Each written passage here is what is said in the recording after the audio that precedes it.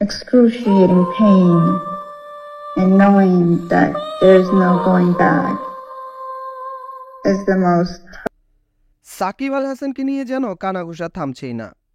এবার ডিভোর্সের ঘোষণা দিয়ে 3 সন্তানকে সাকিব আল হাসানের ঘর ছেড়ে দিতে চলেছেন তার স্ত্রী শিশির।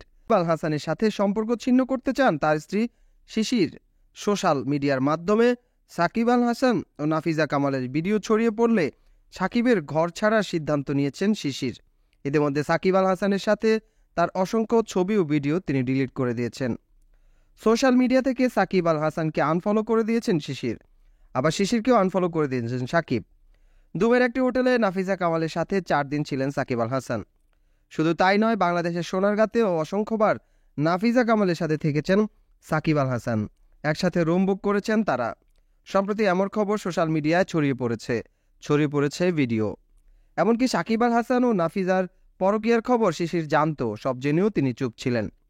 সাকিব আল হাসানের ভয় নাকি বছরের পর বছর চুপ ছিলেন শিশির। 3 সন্তানকে নিজে মুখ বুজে সংসার করে যাচ্ছিলেন তিনি। সাকিব আল হাসানের খেলার মাঠে ব্যাট বয় হিসেবেই পরিচিত, তবে আবার বাস্তব জীবনেও ব্যাট বয় এর তকমা পেয়েছেন তিনি।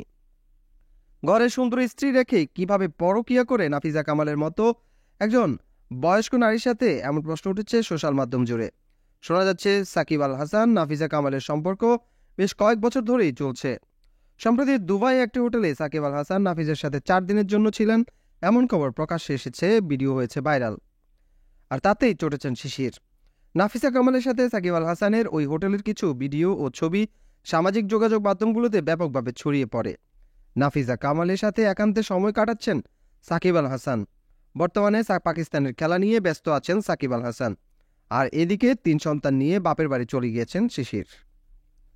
পাশাপাশি সাকিবকে বয়কট করে খেলা থেকে ফিরিয়ে এনে ক্রিকেট থেকে সরিয়ে দেওয়ার দাবি জানিয়েছে জনগণ।